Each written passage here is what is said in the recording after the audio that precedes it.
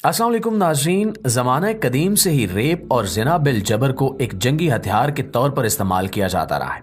अगर हम तारीख का मुताला करें तो हमें ऐसे बहुत से वाक़यात मिलेंगे जब जंग के दौरान कैद होने वाली खवातीन को जिनसी हवस का निशाना बनाया जाता था। इसकी एक मिसाल ईरान के काजार खानदान के बादशाह फतेह अली शाह काजार की है, जिसने जब कफकास के इलाके पर हमला किया तो उसके फौजियों ने न सिर्फ उस हमले में कैद होने वाली औरतों को हवस का निशाना बनाया, बल्कि वो उनकी दाईं रान पर एक गहरे टक का निशान लगा देते। और फिर जब भी वो खवातीन उस जख्म की वजह से लंगड़ा कर चलती तो लोग उन औरतों को फौरन पहचान लेते कि ये वही औरतें हैं जिनको जंग के दौरान हवस का निशाना बनाया गया था। प्यारे दोस्तों, ये कोई इकलौती मिसाल नहीं है, बल्कि कदीम दौर से लेकर आज के जदीद दौर तक औरत हमेशा बतौर जंगी हथियार इस्तेमाल होती रही है। लेकिन औरतों पर जुल्म सितम और वहशियाना सलूक की जो मिसाल जापान ने दूसरी जंग अजीम के दौरान कायम की, वो आज तक तनाज़ात की वजह बनी हुई है। आज दूसरी जंग अजीम को गुजरे 75 साल गुजर चुके हैं, लेकिन आज भी जापान के अपने पड़ोसी मुल्कों यानी फिलिपाइन और जनूबी कोरिया के साथ अच्छे ताल्लुकात कायम नहीं हो सके, और ये ममालिक जापान के साथ शदीद नफरत करते हैं। इसकी वजह सिर्फ और सिर्फ फिलिपाइन और जनूबी कोरिया की औरतों से वो नारवा सलूक है जो दूसरी जंग अजीम के दौरान इनके साथ रमा रखा गया। इस वहशियाना सलूक के शिकार होने वाली खवातीन को आज भी खवातीन बराए तस्कीन या कंफर्ट वुमेन्स कहा जाता है।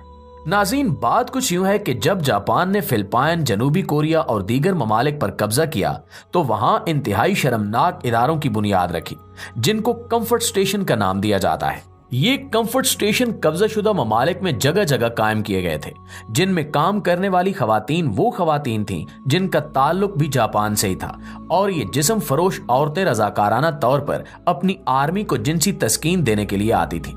यही वजह है कि इनको आज भी कंफर्ट वुमेन कहा जाता है, क्योंकि इन खवातीन का मकसद सिर्फ और सिर्फ अपने जापानी फौजियों को जिनसी तस्कीन देना था। ये सब इसलिए किया गया था कि जापानी फौजी अपने घरों और बीवियों से दूर रहने के बावजूद भी अपनी जिनसी ख्वाहिशात पूरी कर सकें। लिहाजा इन कंफर्ट स्टेशंस में हर वक्त उन फौजियों के लिए जवान और खूबसूरत लड़कियां तैयार रहती, और जब भी किसी फौजी का दिल करता वो उठकर अपनी मर्जी के मुताबिक उन लड़कियों से शर्मनाक काम शुरू कर देता। लेकिन जैसे जैसे वक्त गुजरता गया तो इन फौजियों के लिए रजाकाराना तौर पर आने वाली जिस्म फरोश लड़कियां भी कम पड़ने लगी। लिहाजा फिर अपनी हवस को मद्देनजर रखते हुए जापानी फौजी अपने जेरे इंतजाम इलाकों पर कब्जा करते और वहां से जवान और खूबसूरत लड़कियों को अगवा करके अपने साथ ले जाते, और फिर उन लड़कियों को कंफर्ट स्टेशंस की जीनत बना दिया जाता, जहां उन मुहज्जब और शरीफ घरों की लड़कियों को कंफर्ट वुमेन का दर्जा देकर उनके साथ जानवरों जैसा सलूक किया जाता, और इनको इतनी वहशत से जिनसी ज्यादती का निशाना बनाया जाता कि इनमें से कुछ लड़कियां जिनसी ज्यादती की कसरत की वजह से मर जाती थी।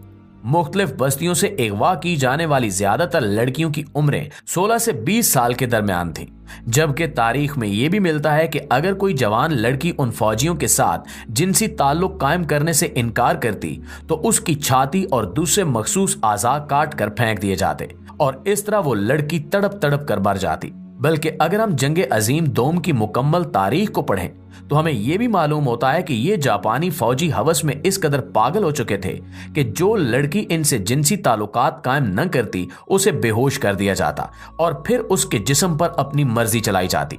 ये सिलसिला इसी तरह जारी रहा और जापानी फौजी मुख्तलिफ बस्तियों में जाकर लड़कियां अगवा करते रहे, और फिर नौबत यहां तक आन पहुंची कि इन अगवाशुदा लड़कियों की तादाद इतनी ज्यादा हो गई कि जापानी आर्मी इनके खाने पीने का इंतजाम करने से कासिर हो चुकी थी।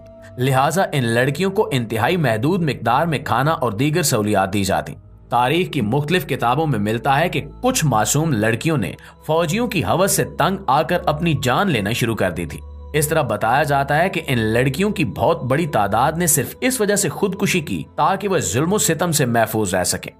इस हवाले से हाल ही में चीन और जमहूरिया कोरिया के माहिरीन ने एक लिस्ट का इंकिशाफ किया है, जिसके मुताबिक जंग अजीम के दौरान एशिया की तकरीबन 4 लाख खवातीन को जिस्म फरोशी पर मजबूर किया गया, जबकि इस रिपोर्ट में 135 जिनसी तस्कीन बश खवातीन के नामों की तस्दीक भी की गई है।